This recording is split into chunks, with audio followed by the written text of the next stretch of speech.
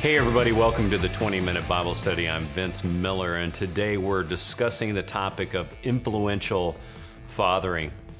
You know, children need a male influence in the home, and by influence, we do not just mean an occasional appearance or a buddy dad, but a deliberate father.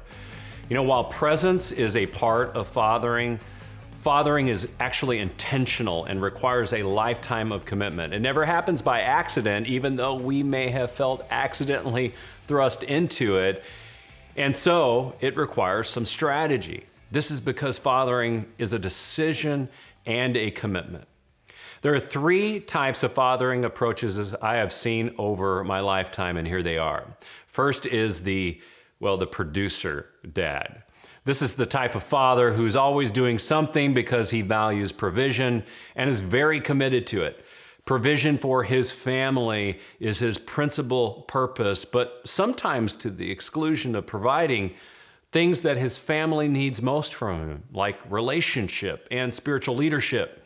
Unfortunately, he can work himself to death to provide food and finance and fun for his family. And sometimes he's so consumed with producing that he appears distant and preoccupied. Driven by this deep desire to succeed, this father has an approach that his children, I would say, perceive as present, but mostly absent, leaving him disconnected from the people that he so desperately loves. Second is the buddy dad. This is the type of dad that is perpetually present at dance recitals and football games and appears to live vicariously through the life and accomplishments of his children. He wants to be a bud to them more than anything, to the exclusion of really parenting his children. He may feel that the best way to relate to his kids is to support them by being like them. And while we want to be jovial with our children, in the end, this leaves the spouse and children wanting for something more from him. He may be popular for the moment, but his actions often fail to produce long-lasting dividends, and the cycle of budding up to his children can be repeated by the next generation. Remember, what you win your children with is what you win them to. Third is the deliberate dad. And of course, I believe this is the best model. It's the father that is a producer within limits and also a bud within limits, but he is also very deliberate. He is observant and aware of what's going on in his children's lives, and he may seem even a little bit invasive at times. Not to just find out what his kids are doing wrong, but he also wants to see what they're doing right. Deliberate dads want to know how their children are handling challenges and selecting friends, building relationships, even setting goals, and traversing spiritual difficulties in their life. You need to know all these things in order to be able to coach your children effectively and to be deliberative. So when we return, we'll be joined by a special guest and a great good friend who will help us to dig out and into this topic a little bit more. Get your day started right. Sign up for the Men's Daily Devotional at mensdevo.org.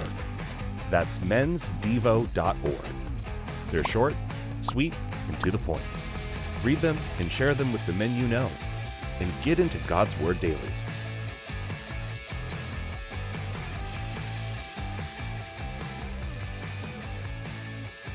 Well, hey guys, welcome back to the podcast. We're so glad that you're here.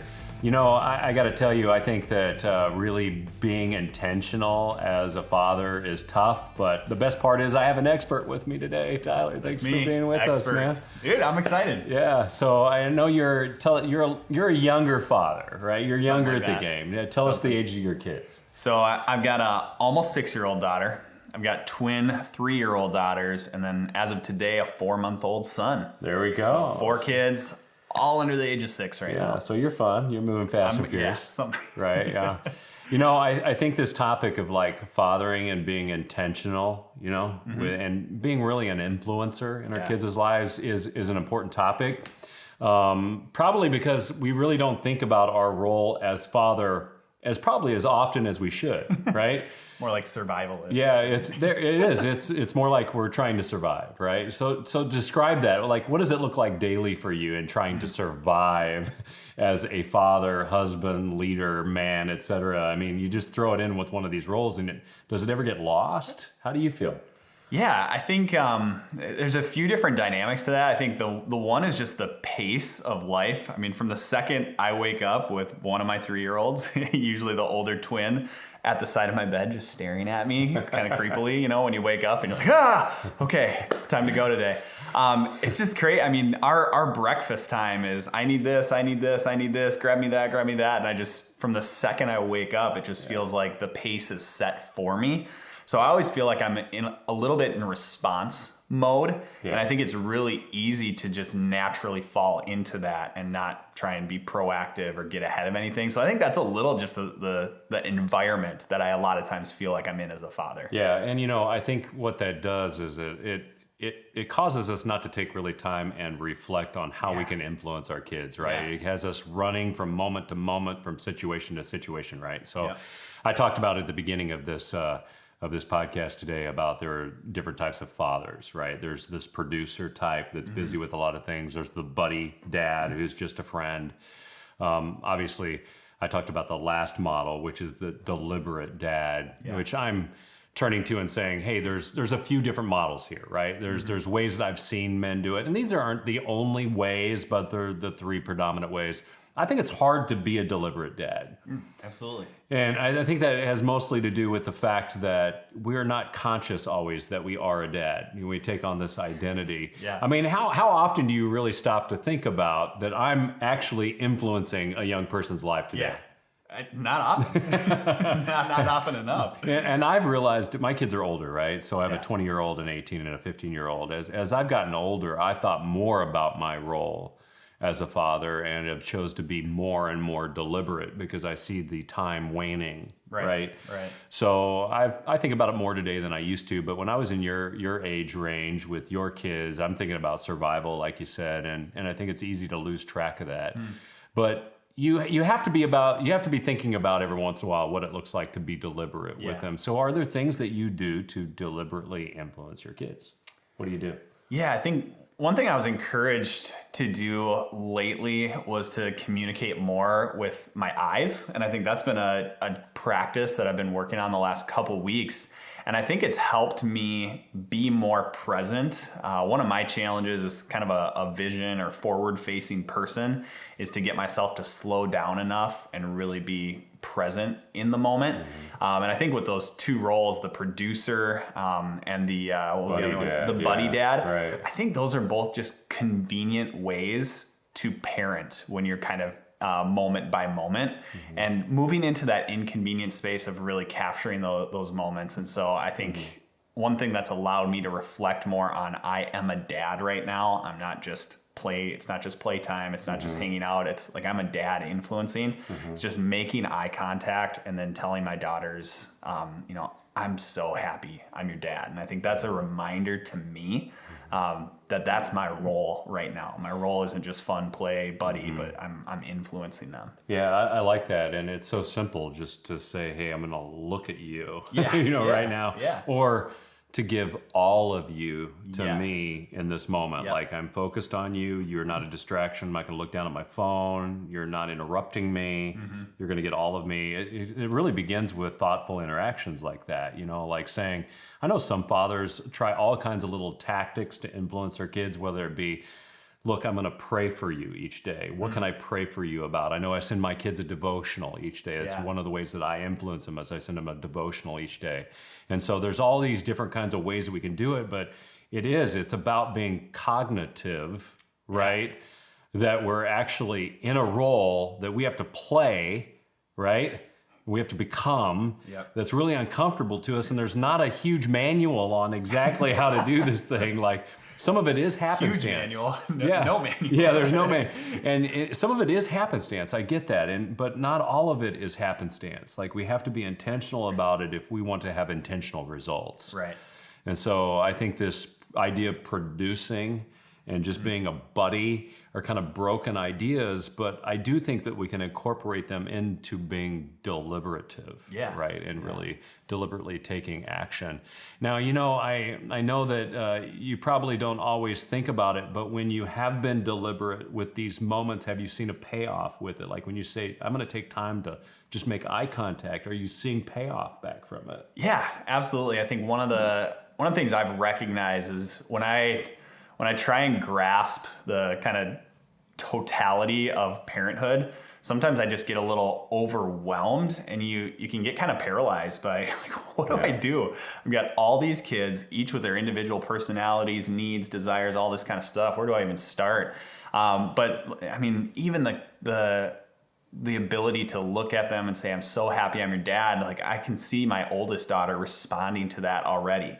When I'll stop and say, hey, look at my eyes. She's like, Dad, I already know what you're going to say. And to me, that's a huge win, because in the back of my mind, she's just got that cemented in her head. Like she's living a day-to-day reality of knowing that I'm pleased, like I'm happy being her dad. And I noticed that the ability to do that, because especially in a positive way, that I'm stopping and interrupting and creating positive connection, not just in response to discipline, which is a lot of times what I'm having to do is I got to break my twins up from killing each other, and so it's, stop. We got to do this. But when I'm stopping them to give positive connection, positive feedback and encouragement and that type of thing, it makes it so much easier when I'm stopping them in the midst of discipline to actually build positive connection. They might not actually be sure what I'm going to say. If I'm going to say, I'm so happy I'm going to be your dad, or you have to go to your room for 10 minutes and chill out. So I think that's been some really positive feedback that I've seen already. See, and that's very rewarding for us, right? And we don't experience those rewards when we haven't taken the time to influence, right? To be that deliberate father, that deliberate dad. One of the verses that obviously comes from this chapter this week is from Matthew 3:17, and you probably know what it says. It sounds like you already do. It's God saying down to his son, "This is my son with whom I am well pleased." I really love those words. I mean, I wonder what it sounded like for people around to hear that echo from the heavens, to hear the Father's voice. Yeah. But I also wondered what it felt like for the son to hear those words from his father, and for his father to take the time to do that in front of other people. I mean, public acknowledgement. Yeah, it's powerful emotional connection. It was very deliberate by Father God to do that. I think he did that because he not only knew Jesus needed to hear it, but us as fathers needed to hear that. And there's something that happens in the middle of that kind of encouragement, being that deliberate, right? To really woo in a child and help them to experience meaningful relationship. Because while we can go and produce all kinds of great things, and while we can be their buddy, there's something about having a position as father and really influencing this child in a very positive way here. Don't you think we all want to hear that voice? Oh, absolutely. I mean, this is my son in whom I'm well pleased. I think every child on the face of the planet of God wants to hear that from their father. And I think the Father, sets us in place for us to really tune in and say, hey, look, the voice of encouragement sometimes is deliberate. Yeah. And this is the way that we can guide and direct our kids. It's not just about catching them, like you said, do things wrong, but catching them do things right. Yeah. Because it draws something out of them. So, I mean, what would you tell guys today, for example? What would you say to guys today out there that are kind of maybe feel like they are overproducing, maybe feel like they've only been a buddy dad? What would you say to them about kind of this experience of just taking time and looking into your children's eyes? How has that changed your mindset as a father? I think it's given me permission to experiment a little bit more, and not like my kids are a giant experiment, which I guess they kind of are. They kind of are. But it's given me permission to be creative and explore, which is really important to me just from a personality standpoint. But I think it's really good to kind of keeping our parenting and our fathering fresh and alive. To be like, I'm noticing these things, I'm observing these things. I'm going to try this for 3 days, 5 days, 7 days, whatever it is. I'm going to kind of see what that feedback is like. And I think I've just found things with each of my kids that they enjoy. And I actually was encouraged recently to make a list of the things your kids like, the things they love to do with you, their favorite this and that. And it's given a fresh energy to my fathering, to be able to take kind of this explorative, whatever. And a curiosity, inquisition based approach. Exactly. So, and we each have the things that we're going to bring to our relationship to our kids that are different, right? But to be able to have the freedom, like you're saying, to just try some things and see what God does with it. It could be awesome. So guys, thanks so much for being with us today. It's such a joy to get to sit with you, Tyler, and kind of share these thoughts. But as we dig into this, and as you're thinking about this today, I would encourage you in some way to be creative with the gifts that God has given you. It may not be looking your kids in the eyes, it may not be writing daily devotionals for them. It may be something different that comes from you that would help to draw you into becoming more deliberate in your approach. You don't become a father by accident. Well, many people sometimes do, just gotta become a father. But for you to be deliberate as a dad is a completely new experience. And by the way, your kids need that from you. So guys, wherever you're at today, I hope you'll engage and I hope you'll go all in. And we'll see you back here next time on another edition of the 20-Minute Bible Study.